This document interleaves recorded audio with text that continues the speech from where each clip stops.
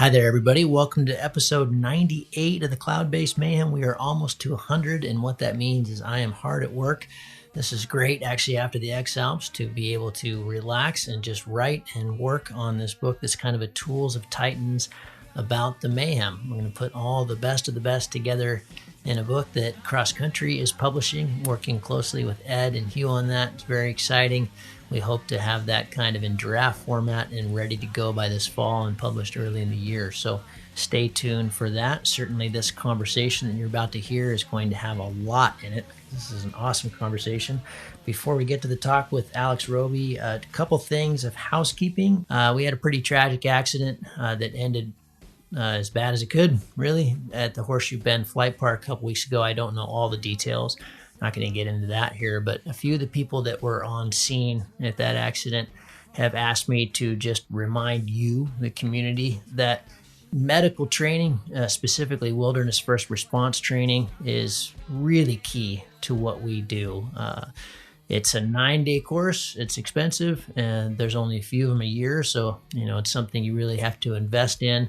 But I can speak from experience. It is absolutely awesome. And I mean, it's great to have CPR and first aid, but really what we do is remote, and access often to first response care is hours and hours away, possibly days if you're flying cross country in places like Beer and all over the world for that matter.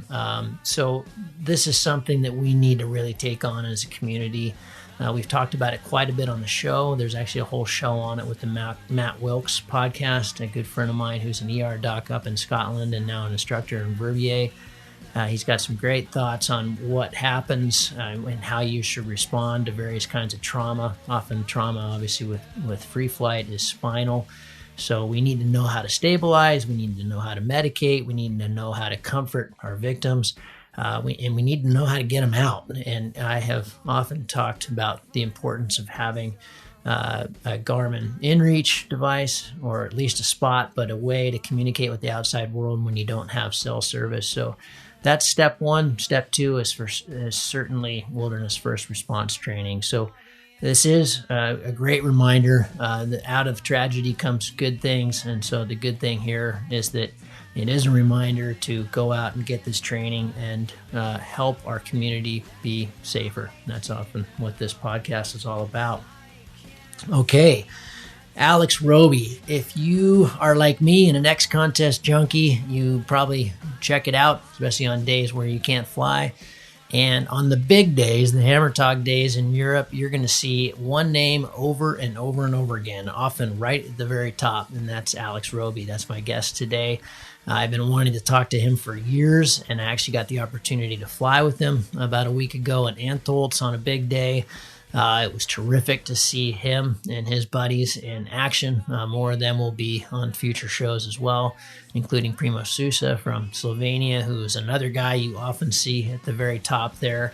And we talk about a lot of amazing, just great stuff in this show. Alex is very good about sharing his thoughts. He writes a blog about every flight he takes. He takes pictures and videos and kind of stills it all down into great learning opportunities. He gives talks quite frequently. He's also a guy that's very restricted with his time. He has family and job commitments that keep him out of the sky. So his approach to risk is basically to only fly the really, really, really good days. So this is crazy, but I think his worst flight of his 5 best this year is like a 260 something FAI. He's got a couple of 290 something FAIs. In a given year, he'll fly 10, 15 flights a year. He won XContest in 2015. He won it again in 2017. He insists he's very much a recreational pilot still. He doesn't do very good wingovers and stuff, but this is a guy that clearly knows how to crush, and he really knows how to stay in the sky for 10 or more hours on these big days that he picks. So we talk about what aspects have to come together for that kind of success. He puts his weather knowledge right at the top of that and being able to pick out these good days. And so we talk about all the resources he used. These are all in the show notes. definitely want you guys to check that out. Doesn't matter if you're just flying in Austria where he is or anywhere in the world, it'll all be totally relevant. He has a great approach to risk. So we talk about risk management. We talk about the number one mistake that he sees that leads to accidents. This was a new one. I hadn't heard this one before. I think it's terrific.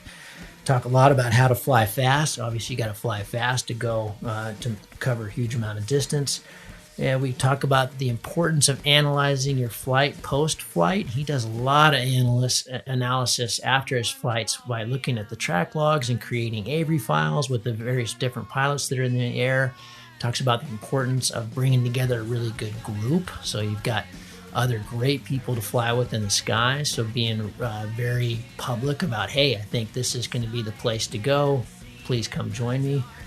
Anyway, we talk about a lot. It's all super valuable. Get out your pen and paper. Prepare to see a bunch of this in the book. So without further delay, please enjoy this great talk by an incredible pilot and just great all-around dude. I really enjoyed this one, Alex Robe.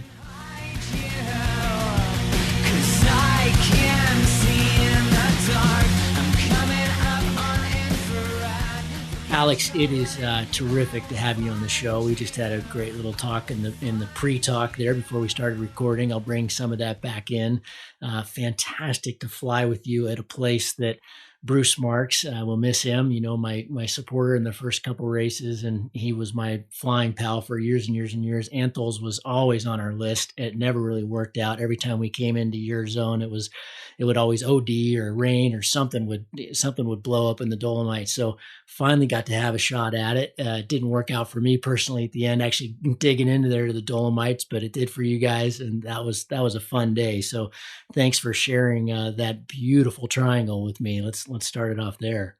Hey, you're more than welcome, Gavin. I'm really glad to have you on the show. I'm a big admirer of the whole cloud-based mayhem and all the outputs and inputs I get from there. So really happy to be here. Oh, awesome. Hey, I before we get into how you just crushed XContest and your job and some of the things we were just talking about there before we started, I'd love for you to just tell the audience when you dream at night of flying, what's the one flight for you that still to this day really stands out? And that'll help us understand your history a little bit more as well. Yeah, usually when I sleep right now, it is just typically one of the latest flights I had. But this is why I do all my blogging to keep the memories alive of the past flights, and especially the beginnings. And maybe what is really standing out as the most impressive flight in the beginning was my first thermaling flight on my home site. I live in Austria, in Styria, and we have a little hill. It's just 400 meters above my hometown, and it's barely giving you thermals. But the first time when I was able to climb from there, and especially really gaining height up to 2,000 meters, and then meeting an eagle, that was totally overwhelming. So I was passionate about before, but this is what really then crashed me. It made me sell my motorcycle and everything, and then I got totally into flying. And what year was that? That was actually 2001. Okay. Although I started a little bit earlier, but these days they were really inglorious. We were having. I was having a friend who had already a paraglider. It was a very, very old one. It was an ALDK Maxi. I think it built year around 88 or 90 or something like this. It was a parachute.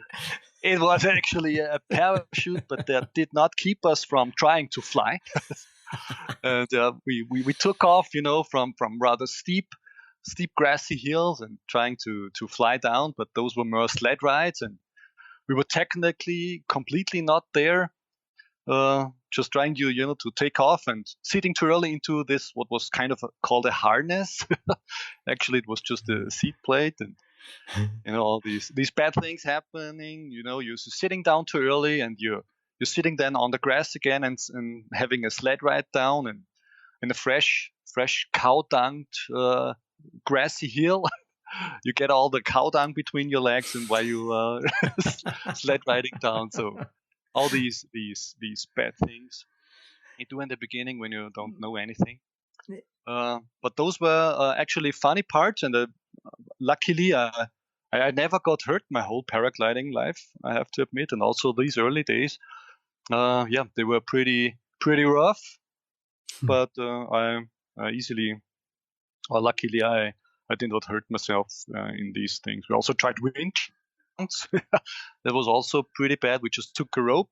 What we have seen in the videos, there was the times prior to YouTube and so on, but we got our hands on some videos where we saw people uh, pulling other gliders up with people doing kind of a winch thing, and we did that also in the flat fields.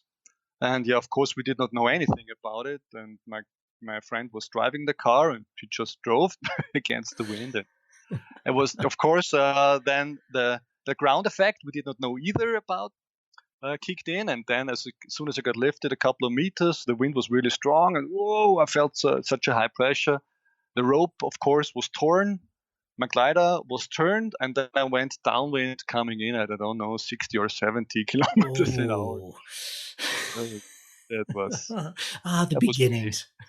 Yep, the beginnings. You I when you think often it. compare it to like going through college. It's just amazing that we make it. you know, Yep. Unfortunately, some don't, but luckily some of us do. But okay, well, I'm going to earmark your approach to risk because I think it's quite. No, it's not totally unique, but it's really something we need to talk about. I'm going to save that for a little bit later. But first, tell me about your blog. You Hmm. pointed me to it recently. You give a lot of talks, and your blog has it's massive. I went through it earlier today, and it's in German, so I wasn't able to enjoy it like I should. But tell me about the blog. What is it? What are you trying to accomplish there? Yeah. First of all, the blog started out as just keeping my memories. I was from the beginning. I was taking pictures, and I love just to keep my memories fresh because I soon found out, yeah, those memories they vanish easily, and I want to keep the things alive. So I always try to do pretty close to the time when the nice and big outstanding flights happen, to do some blog entries to keep those memories fresh, because then you can put your emotions in, and there are also always a lot of pictures to remind me of the feelings I had in the past. And from that idea that started out in the year 1999, since then I'm blogging about paragliding things, and this came bigger over the years and more structured, of course, with the possibilities and my abilities to do blogs. They became kind of cross country. I don't want to call it Bibles, but some kind of references. If you want to learn to fly a special place and you are able to understand German somehow, you can go to that blog, and by reading a couple of those adventures, or just flipping through those pictures and seeing my descriptions of what I see and what my decisions were and why did I take them, you really can then learn a lot. It has always at its end a lessons learned compendium of all flights. And actually, also the flights we did together, and I think it was already the 15th or 17th time I've been to Krente. There is still, I don't know, 5 or 6 new lessons learned, and when you look at Hmm. it adds up over time. So I've made a freely available lessons learned compendium of all my flights. They are organized by site, by weather, by um, by the conditions we had, and all these things. So was it an unstable day or a stable day, and all these things. So you easily can figure out by just looking at it for half an hour, and you go to a new site for you, and you are already kind of prepared. Mm. So this is the main purpose, because I'm totally convinced that everybody should have free access to know everything. It's just like you do, and this is why I admire your cloud-based mayhem show so much. It helped me so much throughout my whole becoming a better pilot, that this is my little contribution, really to tell the people what I know, because I still do a lot of mistakes. Unfortunately, not life-risking mistakes. They are more or less always just technical. Luckily, just technical, but still, they are not necessary to be done. So this is why I try to give that knowledge away to everything and spread the word, and I get a lot of positive feedbacks from the pilots. So hey, this is what I aim for, Yeah, and and I love when it we'll helps. we'll include all of that, of course, in the show notes because that's just an amazing kind of Bible of flying, and I really appreciate that you're doing that. We need as much of that kind of thing as possible, and we were before we started talking, before we started recording, I was saying how much I appreciated you coming up to me before the flight at Antholz and just giving me some really key local beta. Hey, be careful about this. Get high before you go there. These are things that I often don't get much these days.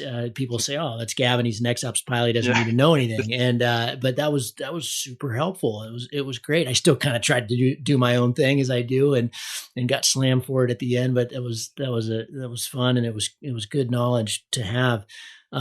You said something that kind of blew me away also before we started recording, that that you kind of consider yourself still a very recreational pilot. You don't even know how to do proper wingovers, which I don't believe for a second. But Hey, man, believe me, it's a shame.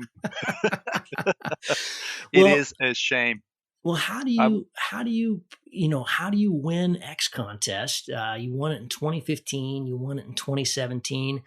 I'm an XContest junkie. When I sit at home in Sun Valley, we get very few, when it's good in Sun Valley, it's among one of the best places to fly in the world. But unfortunately, it happens very rarely. So there's a lot of nights where I have to get on XContest and go, oh my God, those guys cracked another 290 in Antholz. I mean, in this April was just like pure torture for me watching you guys send 3 days in a row of just yeah, huge flights.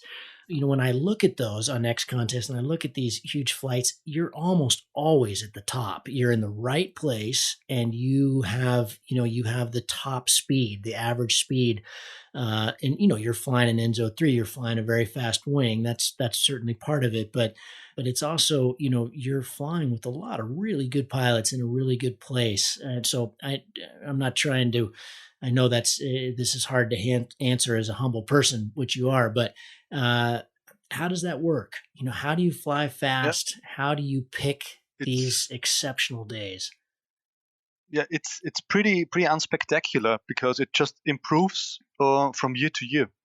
You have to imagine me starting out on a very easy glider. I was just flying 5 years just down from my home hill, and I was happy with that. And I just figured out. I don't want to go into big detail about how my whole progression went, but just focus on the cross country perspective. I just figured out with my job and my limited spare time, it has to be the right place and the right conditions. Otherwise, you will maybe fly like a hero, and you will not make big distance. And somehow I was always fascinated by that. How far can you push a day? And key to flying far then was then just to figure out and really kind of make sure almost what is the best option available in my area. As I live in the Eastern Alps, I just want to limit myself to just 4 hours driving from my hometown. So that's kind of limits to the South Tyrol, maybe Tyrol area where I want to go. And over the time, I really went into that in deep analysis of weather forecasts. And lucky us, the forecasting systems they really have improved. And when you have a look at days that you consider as good and you are in the air, you get a good feeling which weather sites you can trust for what. Because I don't have a single weather source to make my flying decisions.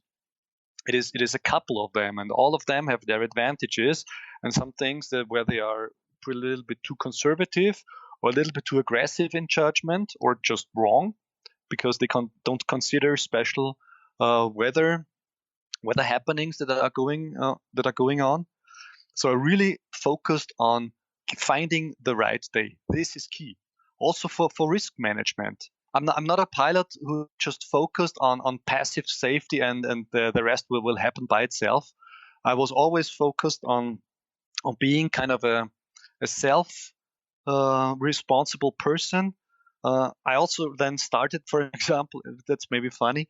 I started out on a DHV3 glider. It's like an That's like an END CCC glider. That was my very first glider. What? Yeah, I'm not kidding. It was a DHV3. It was a Pro Design contest 42. It has very short lines, so it was very agile. And this is how I learned my paragliding. And of course, because it was cheap. But still, it made me from the beginning on taking responsibility. And I kind of feel a little bit uncomfortable by pushing that, especially in the German spoken area, by pushing that whole passive safety thing so much, because it takes away the feeling that people are responsible for themselves. To just, hey, I want a wing that takes care of me. I have a totally different approach. I'd rather have a wing that allows me a lot of things to control, and I don't want to give the control away to the wing and hope that it reacts nicely. Let me ask you, I don't want to cut in here, but let me ask you something that Bill Belcourt told me. I was really second guessing my decision for my wing choice in the last XOps in 2017. And I really wanted to fly a hotter wing than I was planning on with my sponsor. And he said, Gavin, 95% of the time you need performance, 5% of the time you need safety. And I've been reticent to say that on the podcast because I don't want to, I want, it's important to put out the right message to all of our listeners. And, I think that, some amount of passive safety, depending on your skill level, of course, is really important, but that really gelled with me. And I have said many, many, many times, I personally, if you have the hours and you have the skill level and you've done the SIV and, and you're tuned up, me personally, I'm a lot safer on a pretty hot two-liner than I would be on a B because of where I fly and where I go and where I take a glider. And, I want the performance. I want the bar. Definitely. Yeah, I totally second that. And wherever I go, I tell the people when they say, hey, I feel not comfortable, and they are just following this ENA, ENB, ENC kind of progression type. But I fly a lot of them, and I fly fast, and I come along those ENB pilots, and they get so much more collapses. And it's not just, I think, because of bad pilots. It's just because the principle of three-liners is just different, and they are just more prone to collapse. But it's hard to get that attitude going. So before the whole abilities come, that what you have mentioned before, I think first of it is the attitude. What type of pilot are you? What approach do you have to piloting, and to really take responsibility and initiative to fly a wing? This is the beginning of everything. And I think from there, you can derive then your progression. Of course, you have to progress from technical things and to know all that stuff. But basically, I'm not happy with that two-liners still are considered as some kind of always hot chips. In my opinion, they give you so much more control that I would be frightened to fly in a really turbulent conditions, and especially windy conditions, with a three-liner that is maybe lower classified, just because of those, like you said before, 5% passive safety. Would you agree? I just want to make sure we're clear in our messaging here, because I totally agree. Would you agree with that? You said that you have this much greater feel on a two-liner. Absolutely. There's no doubt about that. We're flying the Bs all day long. We can feel everything. We feel when the air is starting to get a little bit weird. But I would add that you definitely need the skills to fly that kind of glider. And that does take a lot of hours. I mean, I don't want people to hear this and just jump to a two-liner without the, like you said, without the knowledge, without the history, without the ability to fly that wing. And what my good metaphor is kayaking. You shouldn't really kayak a class 5 river until you're nailing every eddy just without thinking about it at class 4. So, in other words, if you're flying an Enzo and you're hammering that thing, you're ready for an Enzo. But if you're flying an Enzo and you're tepid and you're scared and you're not sure how to use the Bs and you're not sure how to use the bar, yeah, you need to be on a Xeno. Mm-hmm. Would you agree? Yep. Okay. Definitely. I just want to admit everything. It's just not the feeling you have on a two-liner. It is the control abilities I miss on the other three-liner constructions. You can't just not control, especially if you want to fly fast, a wing like you can on a two-liner. It's just based on the principle of design. And actually, I was paving my way when I won 2015 XContest. It was on a Mentor 6. But I felt much more uncomfortable, especially on high speeds, than on the Xeno. On my first flight on the Xeno, I knew, hey, this is it. This is just it. It just felt so safe. It felt so nice. And it felt just like I was much more in control in a bigger speed range. And like you said, especially when you have a lot of headwind to battle against, the two-liners, they just penetrate so well. You can stay on bar and just control everything with the Bs. And Alex, finally, you won the XContest in 2015 on a Mentor? Nope, on a Mantra 6. Oh, sorry, God. I was wrong. On a Mantra 6. Okay. Ozone. Well, still, E&D wing. That's still phenomenal. Holy cow. Okay. Yeah, that was. It was also funny because those were the days where the Alpine flights, they were not superseded by the Brazilian flights you have to do these days. Sure. And especially with those Mantra 6, a triangle around 250, 260 kilometers was still worth something. So, oh God, and you could do those things nicely on those old E&D wings. They were nice thermaling, but it's just not comparable at all to the modern two-liners. So when did you make the jump? Actually, I had a Peak 3 before. Okay. And it was really the bulletproofest wing I ever had. It was my first two-line experience, and I was really happy, but really on full bar, especially on comps that I do occasionally, I really was not happy. And also regarding thermaling, it was just, for me, it was not easy to keep it really, especially in weak conditions, in a good thermaling average speed. So then I went to this Mantra 6, who was really a good climber, but I kind of missed then the speed bar bulletproof feeling that I had on this Peak 3. And that totally then came back on the Xeno. And I was flying the Xeno now for 2 years. And actually this year, when I tried a Flow XC Racer, that was a little bit more to handle, a little bit hotter to handle, and a little bit more workload than the Xeno, but it was also climbing very well.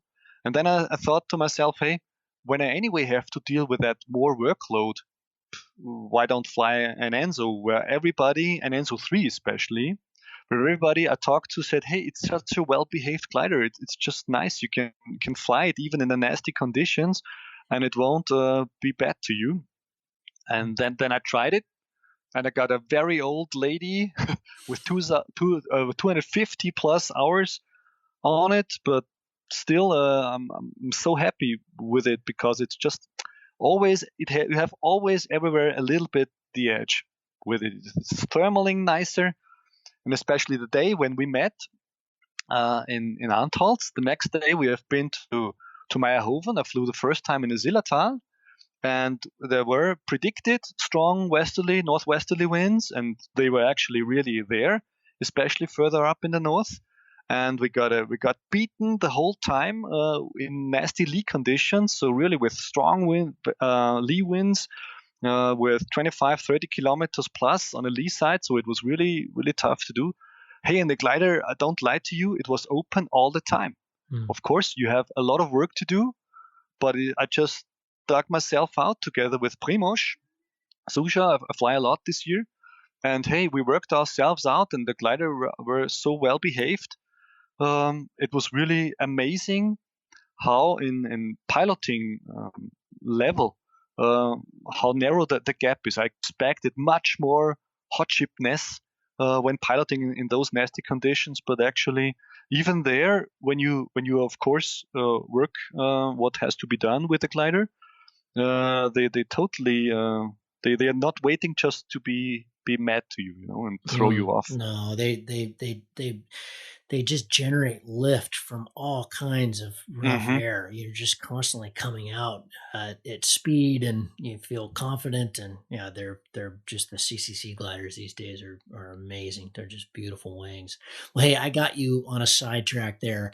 Bring me back to how you're identifying these days. And again, folks, we'll have all these resources that Alex is going to talk about, what he uses to kind of identify these banger hammer talk days in the show notes. But take us back to where you were talking about how do you identify these days and show up at Anthol's on the good one? Yep, I have a pretty simple approach that has developed over the years. What I do to identify great days.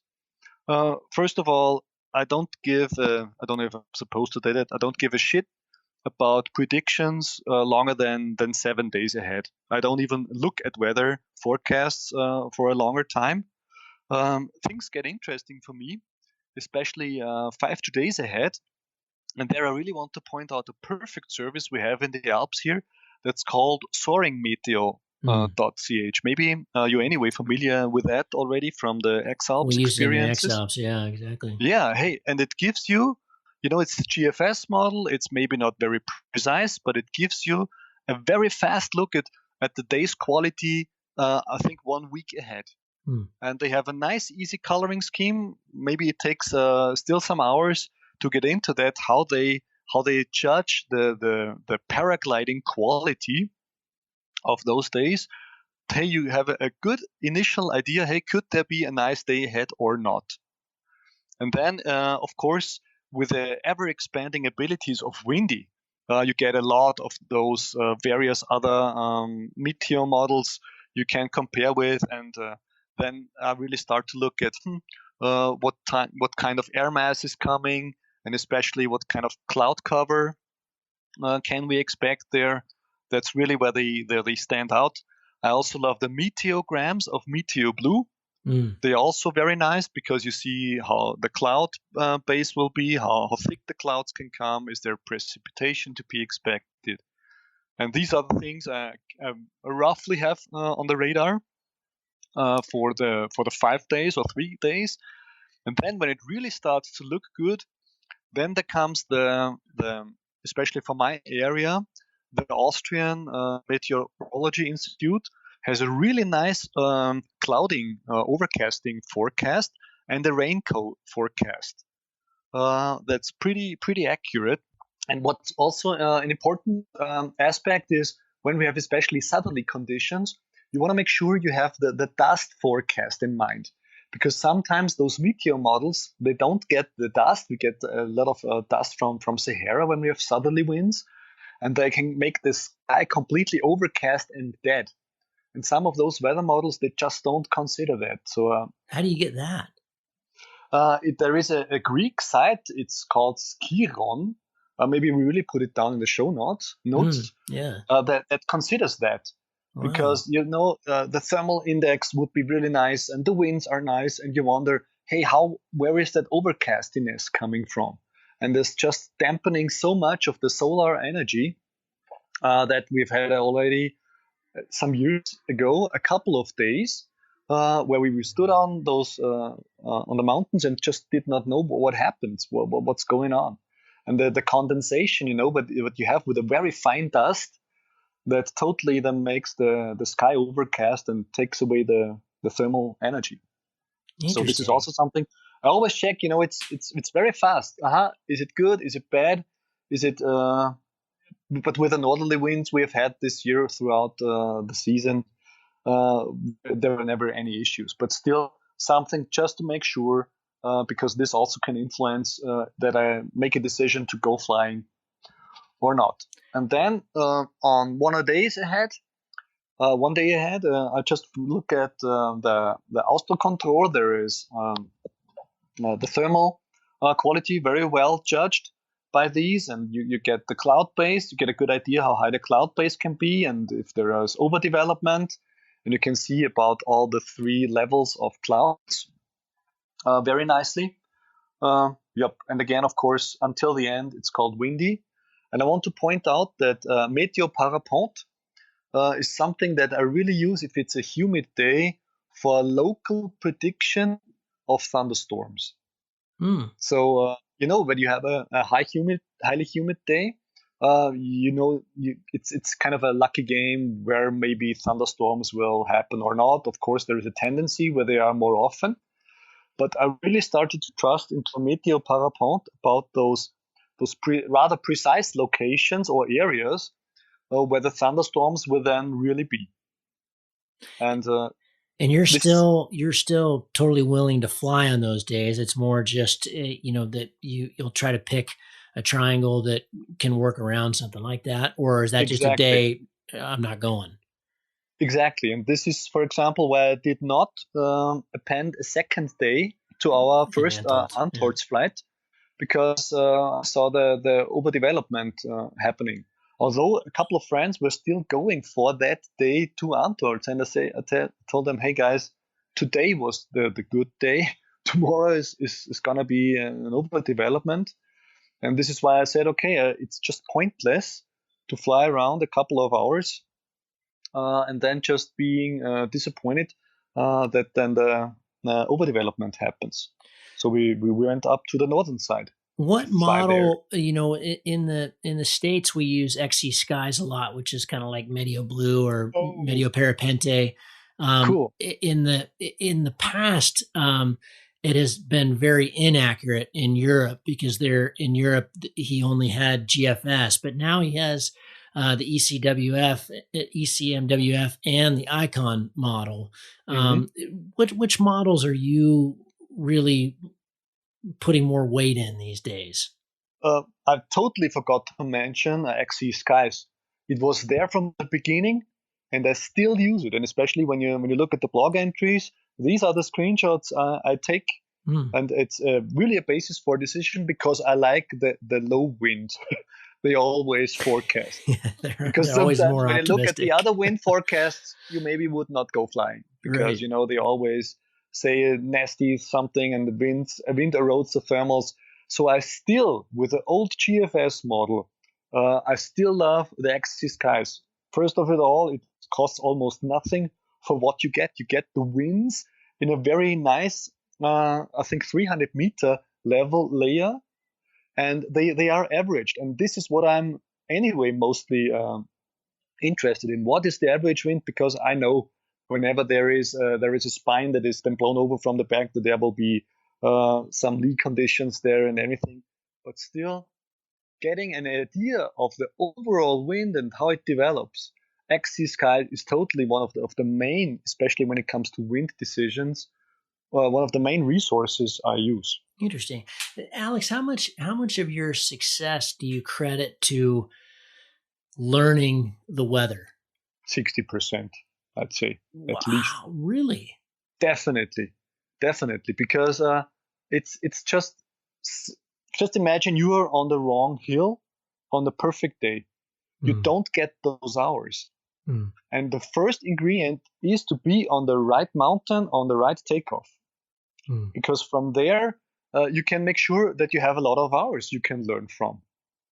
Just imagine you take off and you're forced to land after 1 hour or 2 hours. You lack those 8 hours of experience that you still could fly from another nice mountain. So this is totally key to flying big, is just the weather. And of course, for the safety. I cannot point it out more. I would not dare to fly those hot wings with my abilities of flying if conditions are just wild, like you guys do. I could never imagine to fly myself or take part in the XContest. In the X Alps. I did in 2003 in the very first edition as a supporter of an Austrian team member.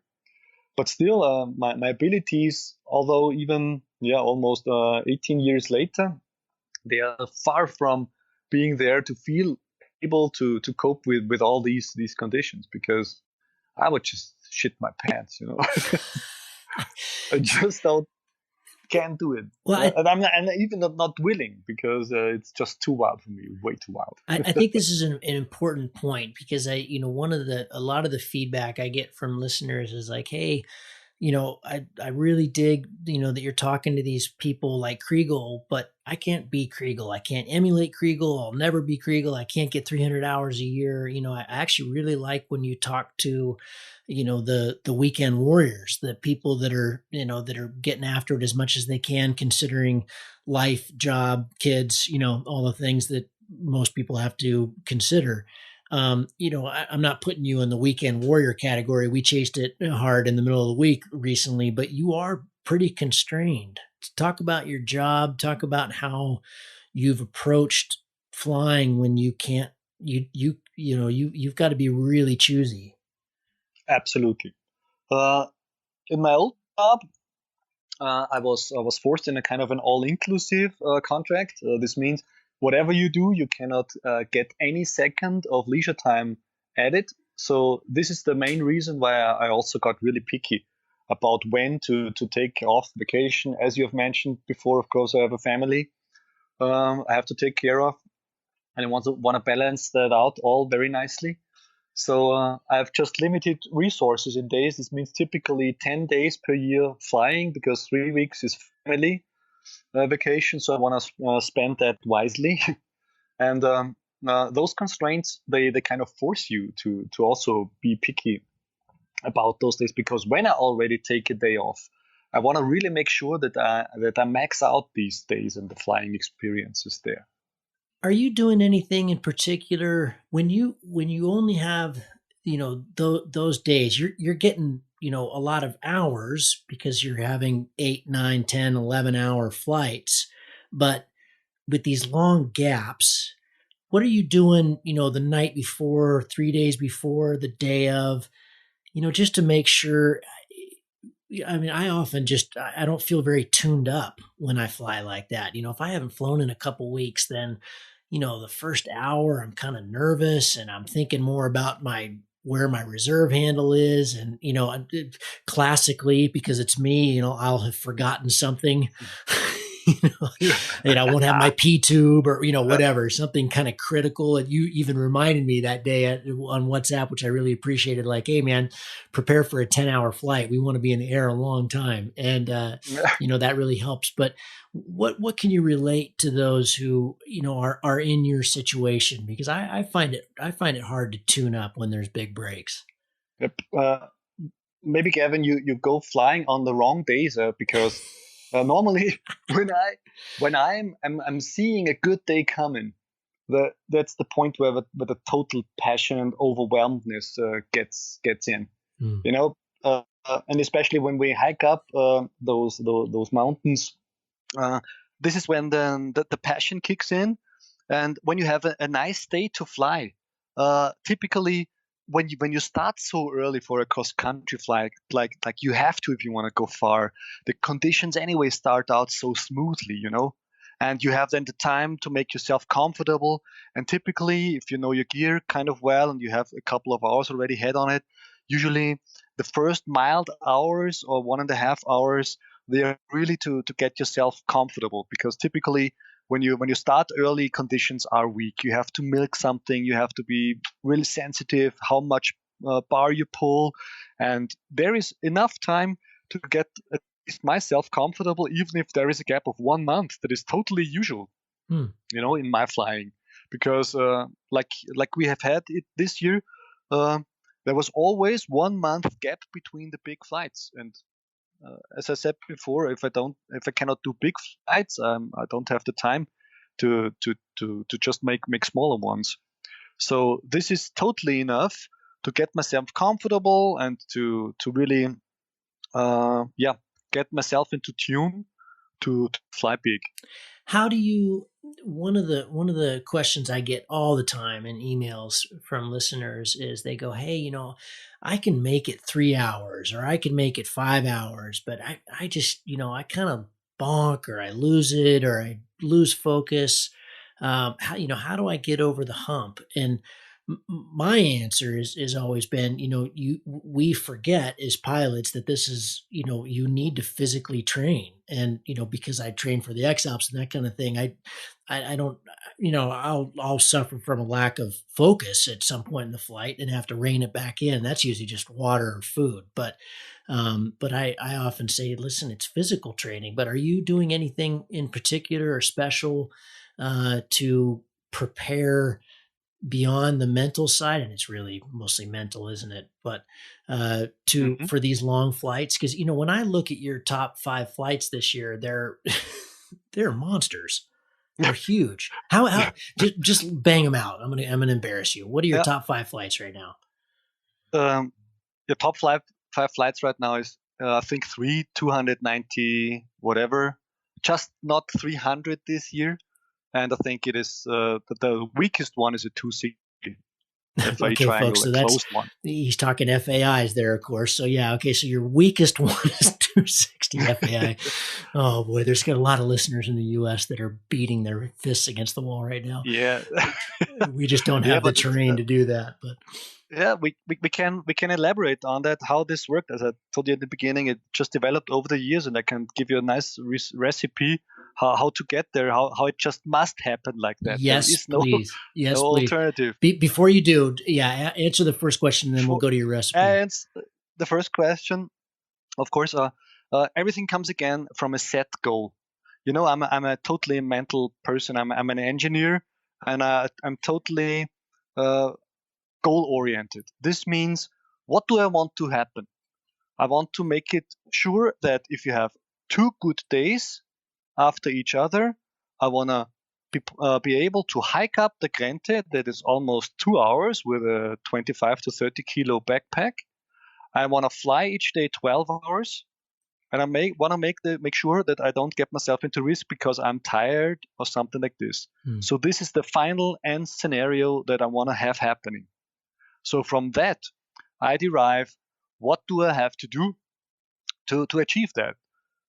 So I go into the gym 2 or 3 times a week, usually listening to your podcasts, actually. Get all the mental side in parallel, the full overdose of knowledge, and doing also some physical training. Although I do not make a hard workout, I just make a kind of a core body strengthening. That's what you actually really need when you go there. I don't do endurance training so big. Lucky me, I'm not a smoker, and I have a good base physiology, and I don't have to carry extra weight because I'm rather a slim person anyway.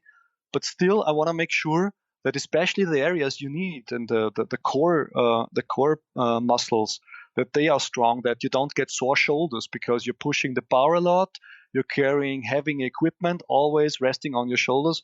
You want to make sure that you don't have shoulder problems. You also want to make sure you have enough power in your arms to get those B handles that you're currently actually from a 10 or 11 hours flight. I'm whatever, maybe not. When I'm not thermaling, I'm not on the Bs, but actually I'm always on glide. I'm on the Bs and doing something typically. Maybe not always necessary, but it just makes me feel comfortable when I go full bar. So I just want to make sure that those things, those muscle groups you need during flying, they don't get sore on a, let's say, 20 hours flying and 4 hours hiking event. So this is from the physical side, what I do. Then what really helps me, I also get often to hear it often from my wife that I'm not normal. Okay, so none of us are normal, Alex. Maybe my wife thinks it's really okay. I'm typically not normal because I'm kind of a nerd when it comes to analysis and finding things out. You also mentioned you are kind of an XContest addict. I also, especially my preparation starts after after the flights I've done, not so much before the flight's happening. It's always kind of a looking what has happened there when I was flying on a distance, where some other pilots have been. Maybe they have some better areas where they were finding nicer lines or climbing better, or even new thermal trigger points. So this is something I really dig into, because I love it so much. The whole analysis thing, maybe for other people, oh, they just want to go fly, and this might sound dry stuff, but especially with the Avery system, you have really nice 3D animations. You have with the Navitor CU software, you have the options to get yourself some waypoints there and where the thermal triggers are, and all these things I love to do in advance to develop a good feeling. Also, what I do is I write myself for each takeoff spot.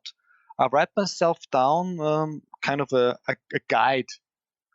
This means I take screenshots, and that's also one of the reasons I do so many photos during flying and a lot of videos, to really see where the clouds have been, where the triggers were, what were the conditions like, and I always write those things down.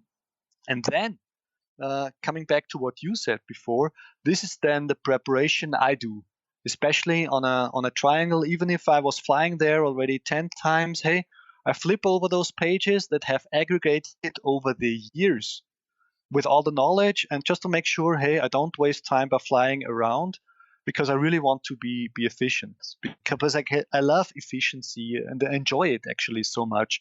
When I think, hey, wow, I just surfed the sky there, almost no thermaling, it really makes me happy. And this also helps then not to get exhausted. Coming back to those having the 2 days ability to fly there, you need just also mental recreational things.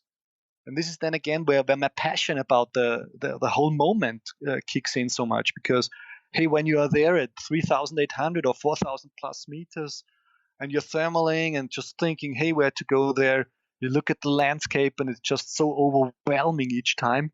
And this is what relieves my stress then also completely.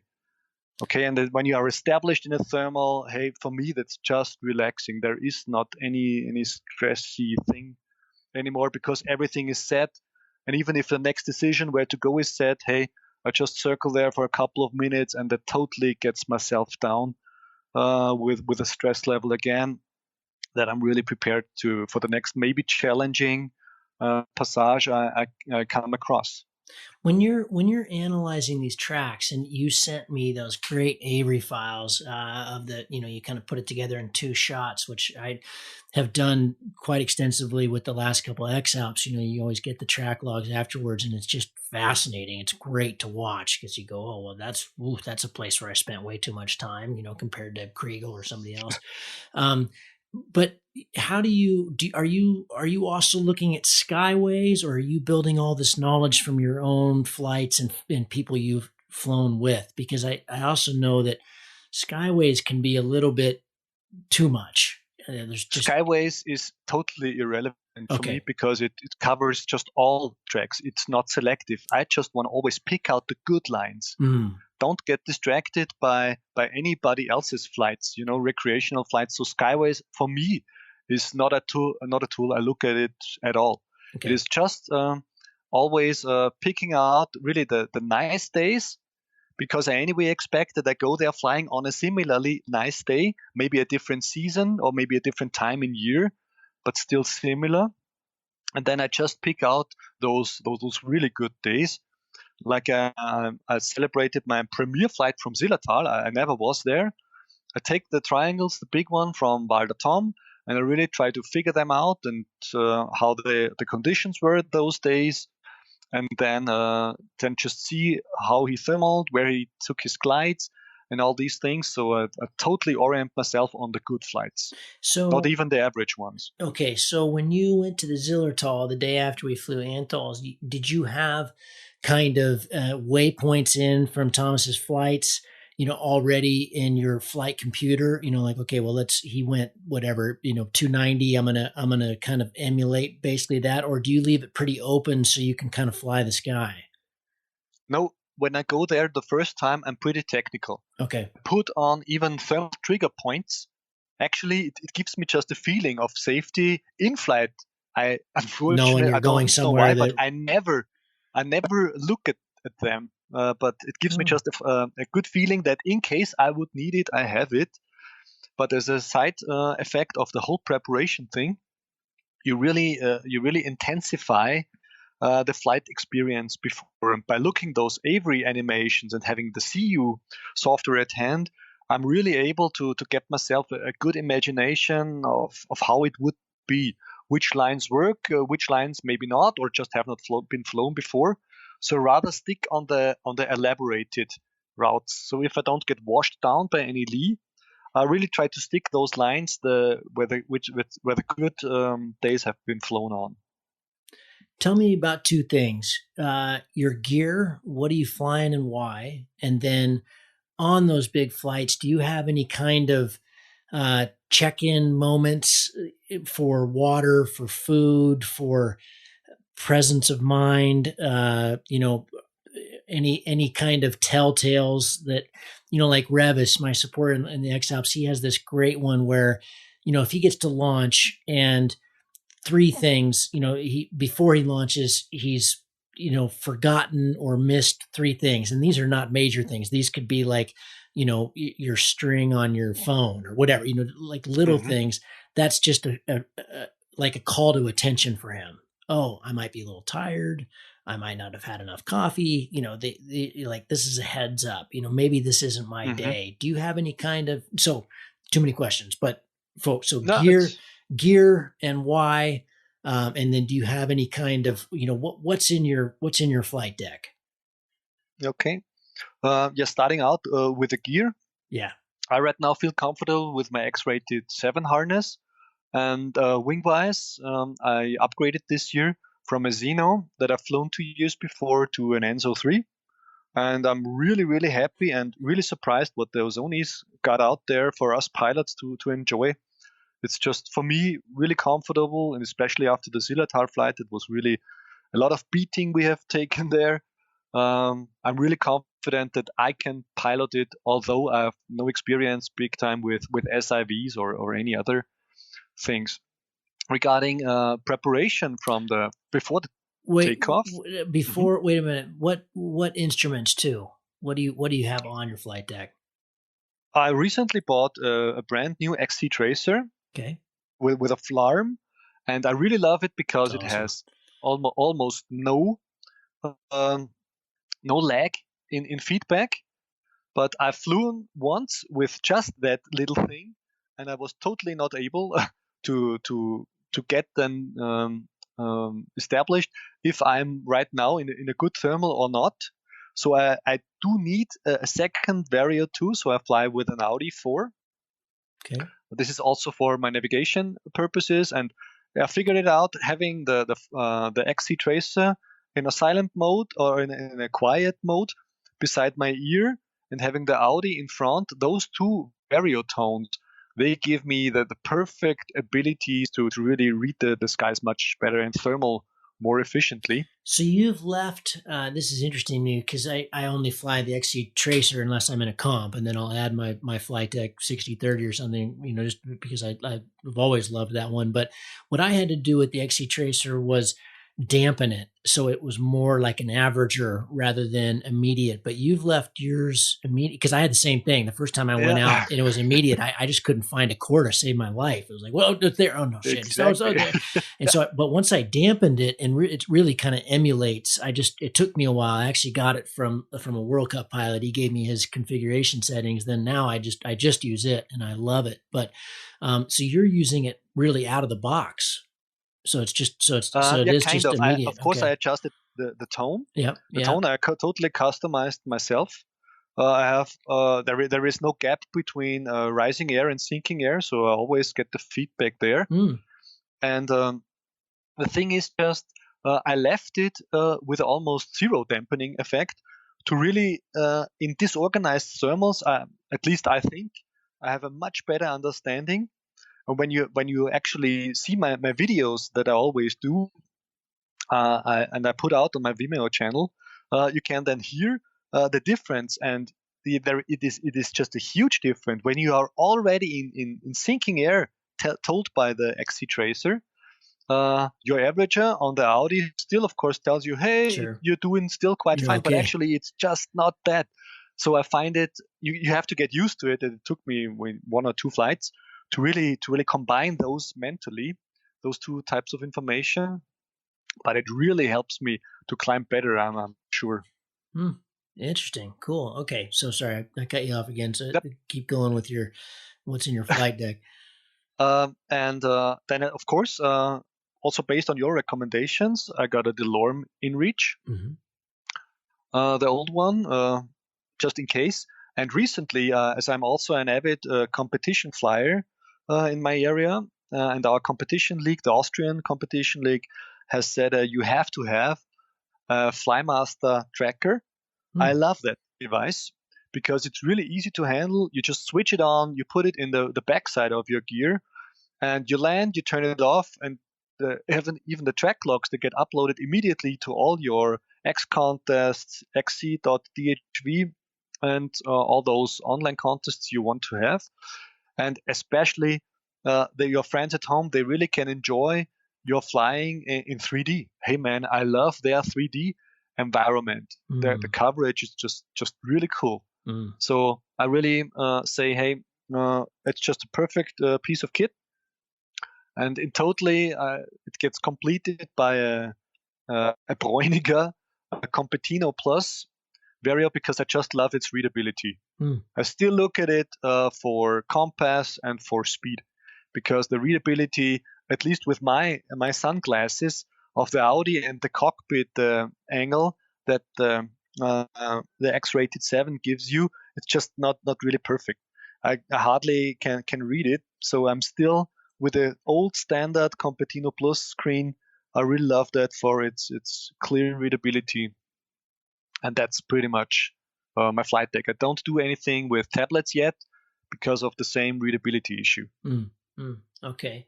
And how much are you drinking? How much are you eating? What do you have on board for that kind of thing? It's usually just some kind of muesli bars that I eat throughout the whole day, and I have backpack with electrolyte drinking. I figured out if you're just drinking water, you just pee it out without giving you the necessary minerals.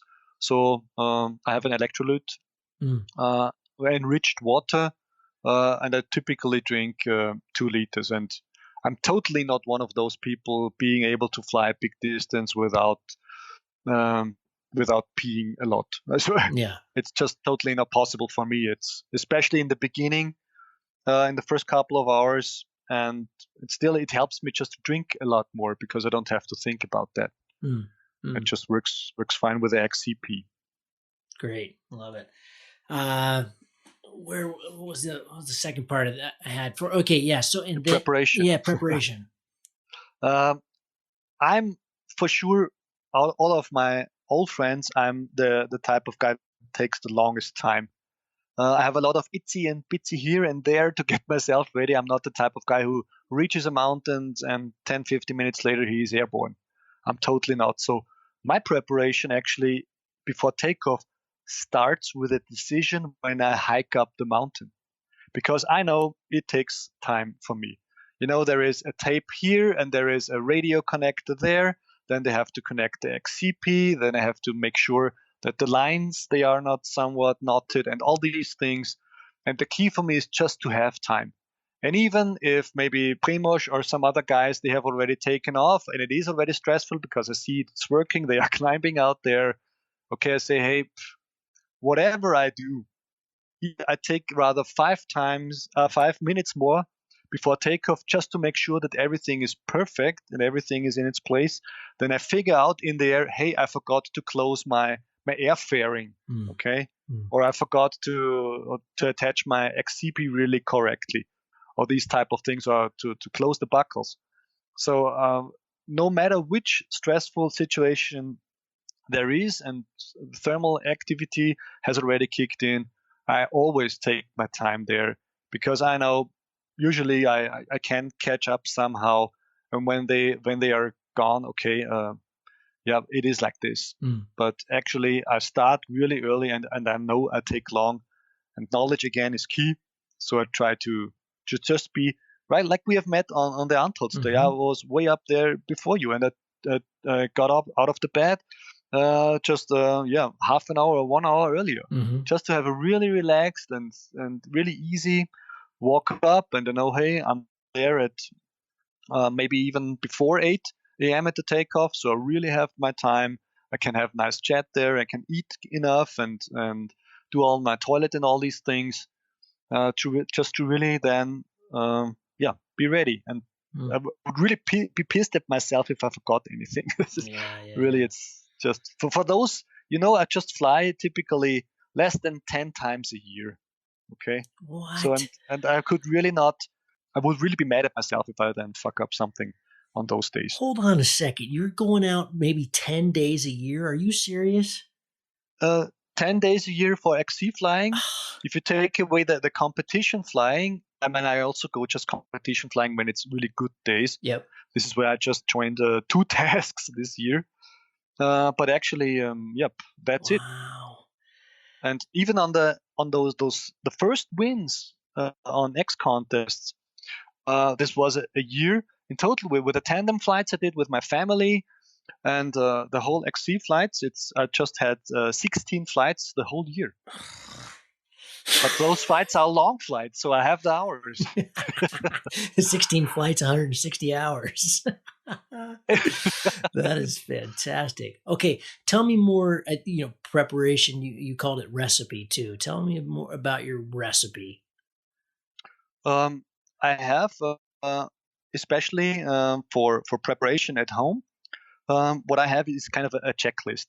Again, I would really don't want that feeling that I forgot something. So part of the recipe before flight is just to have kind of a checklist, not to forget anything, not to forget my bananas or to forget something, an XCP or something like this.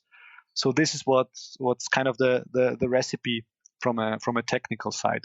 And otherwise, it's just what recently is more focus is really to gather good people around you.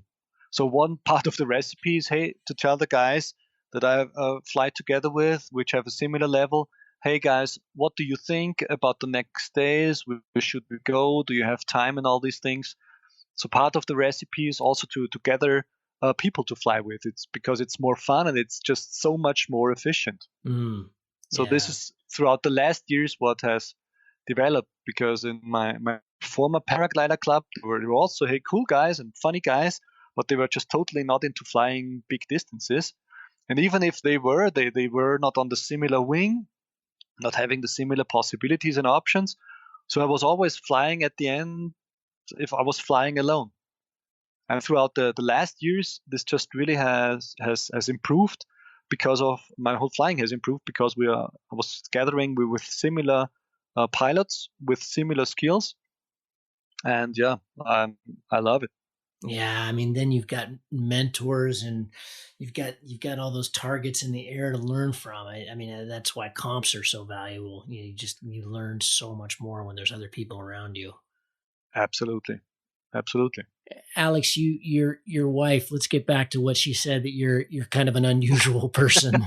What do you mean by that? And what does she mean by that? And what are your let's talk more about how you've built up this success in these huge flights. Yeah, I'm a total paragliding nerd. I just love the possibility we have there, to fly completely silent through that with just natural resources. So I'm totally addicted to the principle of flying with a paraglider. So I'm totally a nerd on that. What does that mean, being a nerd on it? Let's dig into that. I suck up everything that is kind of a resource of paragliding. Okay. So for example, if somebody writes a book, Flying Rags for Glory, or like Maxime put out this brand new book, hey, I just read them all.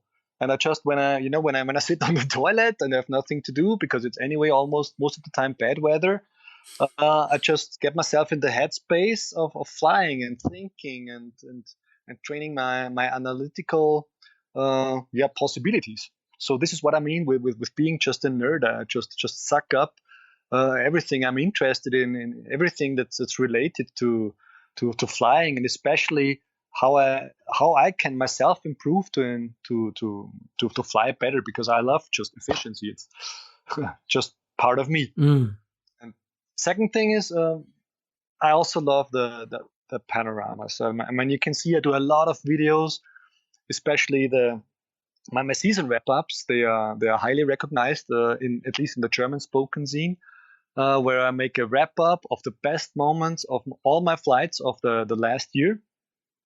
And I just there you can also see the passion for panorama. And I even if I love to fly fast and I love to fly efficient, I always take my time. Hey, to take out if it's a great moment, I take out the camera and then I even speak to the camera to keep those moments alive. Now it's a difficult decision, or how do I feel right now, and it just makes it so vivid. And it's giving me really a possibility to see those or to get those memories fresh back again. And last thing I came up with is just to surround myself, of course, with the right people. You don't want those people around you. Do you really think it's a nice day? Oh, do you really want to drive 4 hours? Oh man, it's everything is such an effort. Hey, for me, that's totally no discussion, because it's just so rewarding. Because if you have a nice flight for 10 hours, it is such an intense adventure. You land there, you're still stoked for the next 2 or 3 days. When I was motorcycling, I also enjoyed it, but the feeling just lasted a couple of hours. When you had a nice flight, you still, I think, look dumb for the next 2 or 3 days, because you're still so flashed with all the thing and insanity that happened. Point is also, yeah, maybe the curiosity I have. I always want to see what's going on out front. If it's possible to go there, and if it's possible to maybe take this route. So the curiosity is something that I also contribute a lot of my motivation to.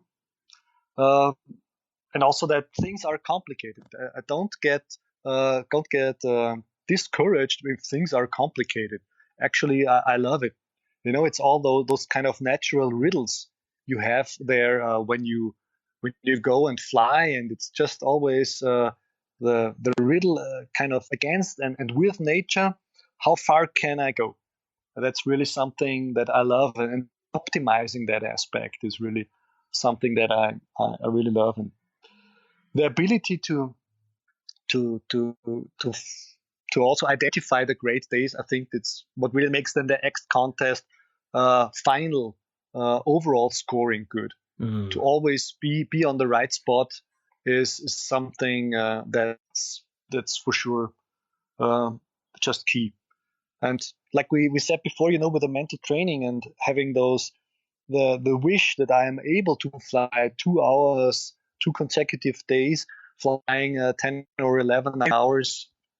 It's just some core desire from me to really fly the longest possible. I really want to be the last one to land, and if I'm fast enough, be the first one to take off. So that stretch the day. Yep, really to squeeze out every minute, and then as a result, you typically get long distances. Alex, what is it about engineers that make? I've asked this question before, and you've listened to the podcast. You've heard me ask this, but I consistently run into engineers who are pilots, and they tend to be really good pilots. What is it about your profession that is such a good mix with paragliding?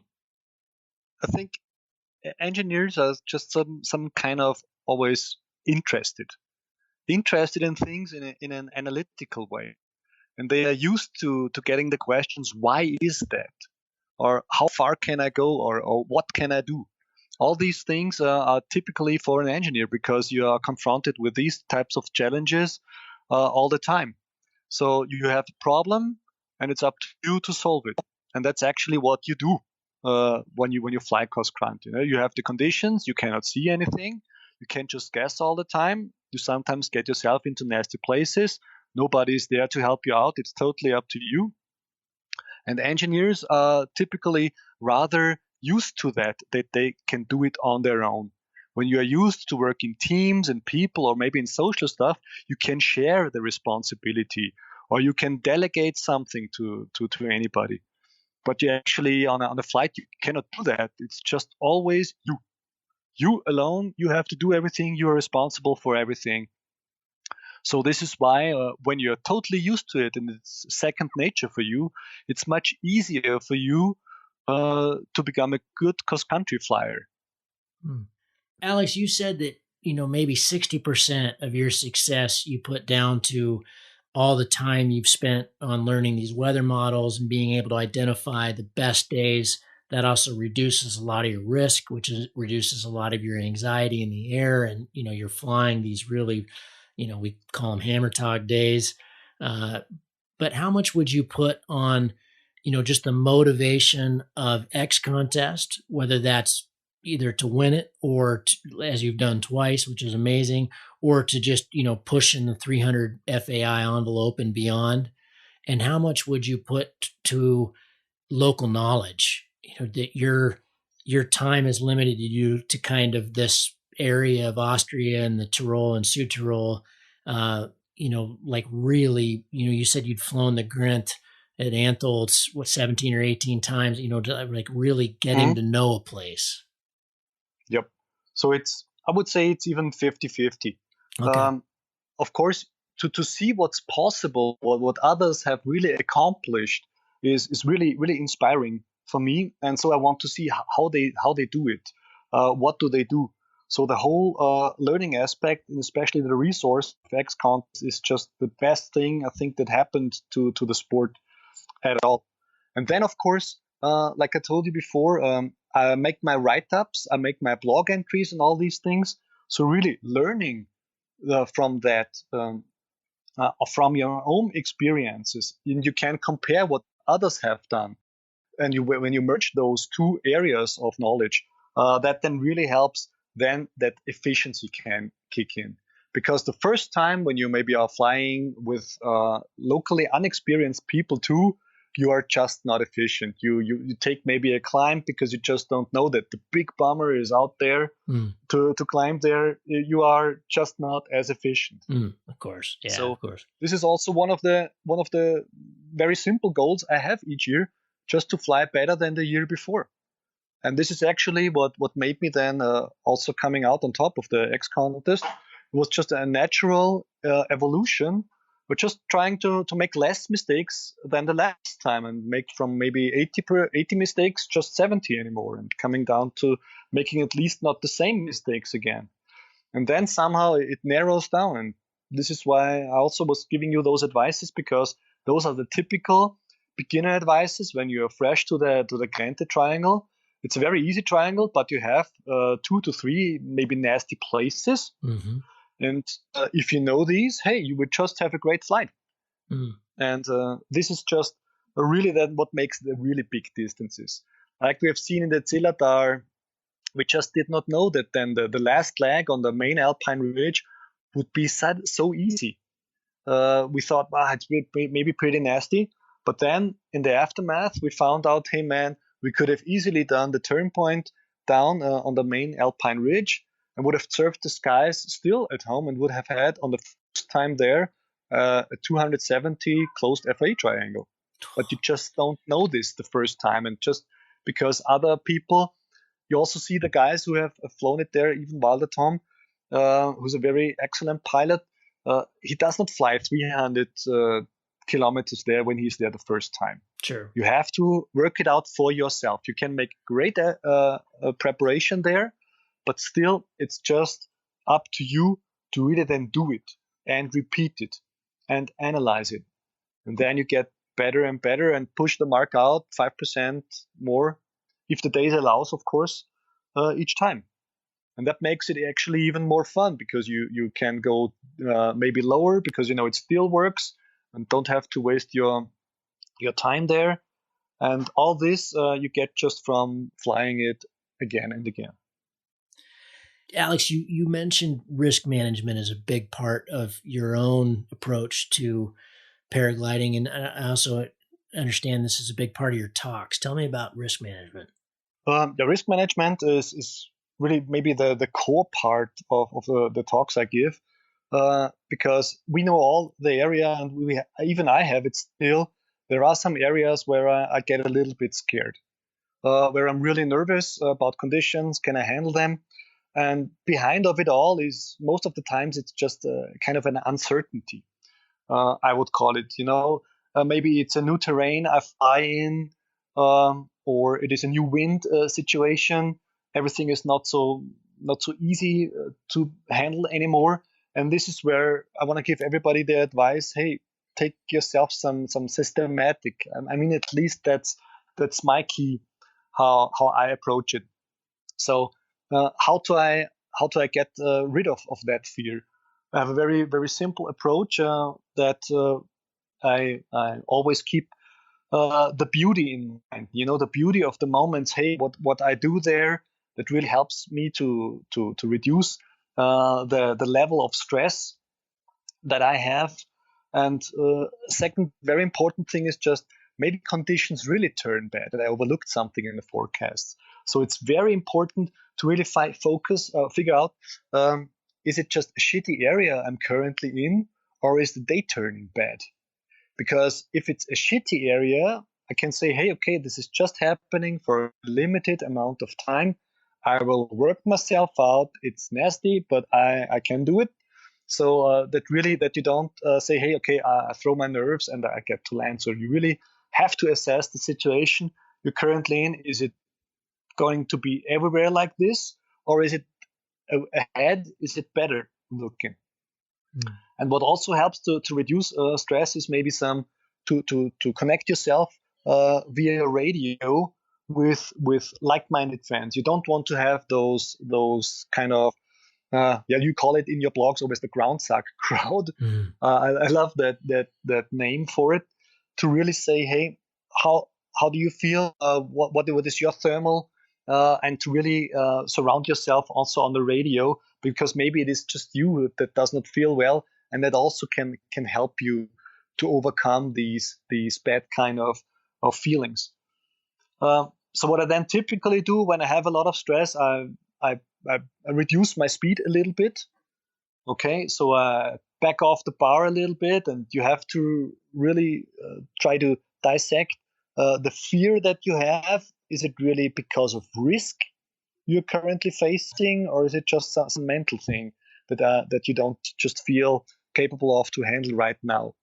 Because then again, when I find out that it's just fear I have some breathing technique that works for me pretty well. So take really some just deep breath, and that really gets my headspace really down to the facts. That really there is no risk. I am high. Okay, thermals are disorganized. It is turbulent, but actually there is no risk because I have a 1,500 meter ground clearance, and maybe ahead it's gonna be better again. I really like Nick Nanon's. He has a good one for this. He always thinks to himself, what would this look like from the ground? Like if you're just on the ground and you look up and there's a glider 1,500 meters over, it doesn't look that radical. Even if you're doing acro, it doesn't look that radical. And then the other one is, just imagine what it's like with your vario off. Or just turn it off for a little bit, and suddenly things don't sound that wound up when your vario is not screeching at you. It's kind of like, it's not that bad. Yeah, actually, perfect. I totally second that. And for the risk management, actually, it's always important to not get your mind get control over your feelings, because you have to always. What I give always in the speeches in big detail is the Swiss cheese model. That there has to happen really a lot in our sport in order that something goes wrong. You have the wind and weather aspects, you have your material aspects, you have your abilities, and you have your mental current state of mind. And even if that all does not really work out, you still have luck. So it's always a lot of things that really have to happen that you have really a problem, and that usually helps to reduce the risk to what it is. Love it. Alex, do you ever with your kind of analytical engineering mind and all the preparation you do and the studying and post analysis of the flights, you sound like you're always ready. Have you found that when you show up at a site, you just, that's a day you don't have it? Never. Never. Not a single time I can remember. Maybe I forced my brain to hide that out somehow, but actually never. Because as I said, it is always the most important thing to go flying on a nice day. Yeah. Then you don't have those frustrating moments.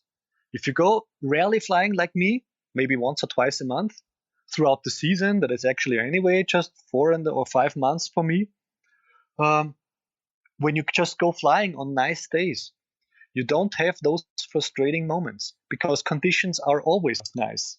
And the level of skill I have is then totally sufficient for the day. So what could make that day bad?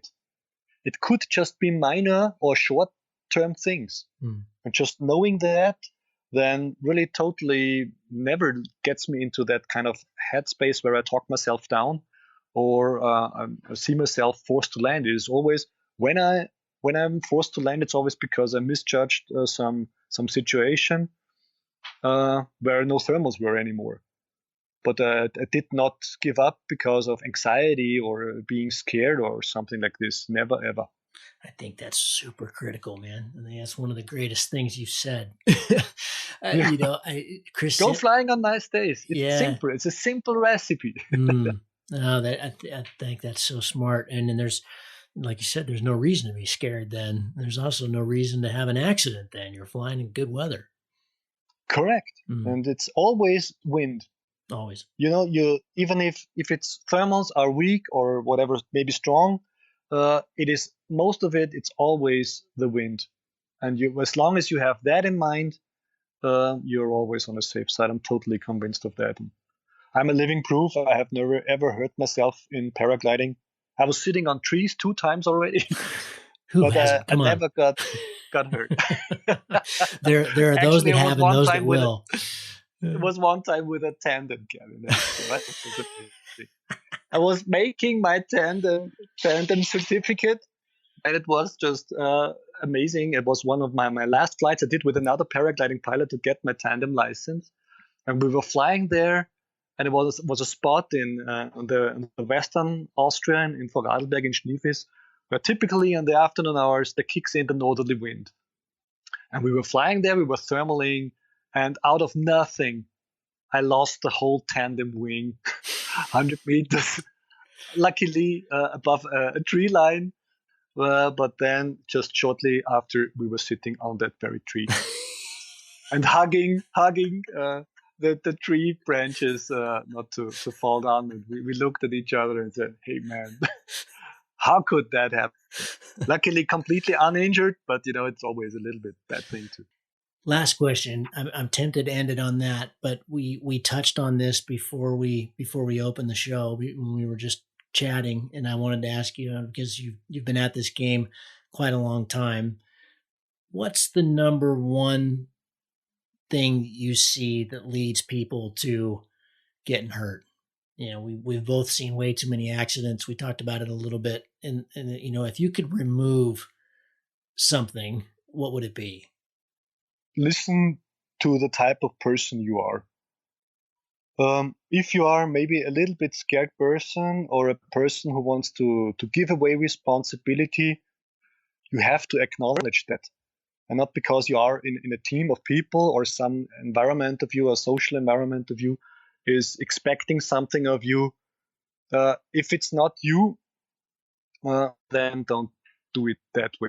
There are so many ways you can enjoy flying, but if it's not really in your blood and you just do it for somebody else or maybe for recognition, there is really a risk, that a life-threatening risk, that you really put yourself out in danger.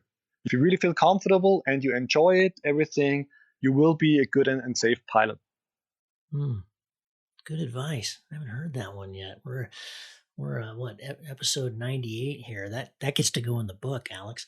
Fantastic, Alex. Cool. This just really makes me want to fly with you more, man. I just can't. Just be around. Yes. Like you did. Yes. No, well, I've got a few more weeks. So hopefully we'll get some more banger days here. I will make myself available, of course. That was just a hoot, a blast. It was very special to be able to fly that special triangle with you guys. It really made me miss my Evox, though. I'll tell you that. I would have liked my my fast glider, but yeah, this was really, really special to talk to you, and I feel like it's great education for me, and of course everybody else. So thank you for your time. Thanks for sharing all your knowledge. We will put up all that great information you have on your blog and on all the weather sites in the show notes. And I really encourage all of you listening to go check out what Alex has done. There's a terrific compendium of incredible resource there. So check it out. But thanks, Alex. It was a real pleasure. Thanks, Kevin.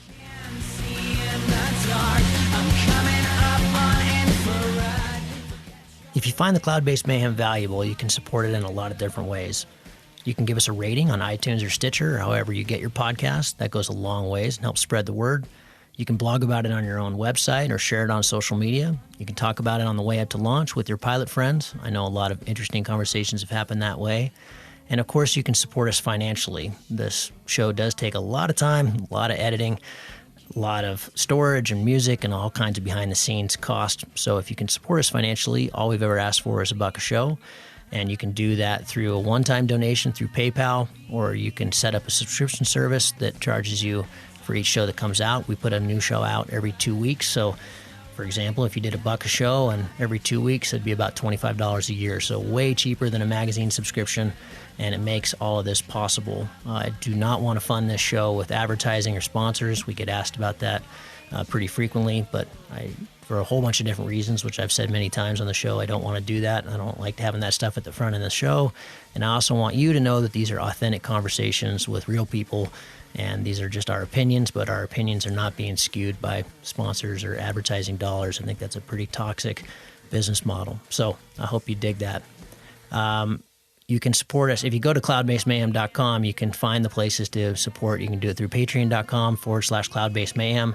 If you want a recurring subscription, you can also do that directly through the website. We've tried to make it really easy, and that will give you access to all the bonus material, little video casts that we do, and extra little nuggets that we find in conversations that don't make it into the main show, but we feel like you should hear. We don't put any of that behind a paywall. If you can't afford to support us, then just let me know and I'll set you up with an account. Of course, that'll be lifetime, and hopefully you're being in a position someday to be able to support us. But you'll find all that on the website. All of you who have supported us or even joined our newsletter or bought Cloud-Based Mayhem merchandise, t-shirts or hats or anything, you should be all set up. You should have an account, and you should be able to access all that bonus material now. Thank you so much for listening. I really appreciate your support, and we'll see you on the next show. Thank you.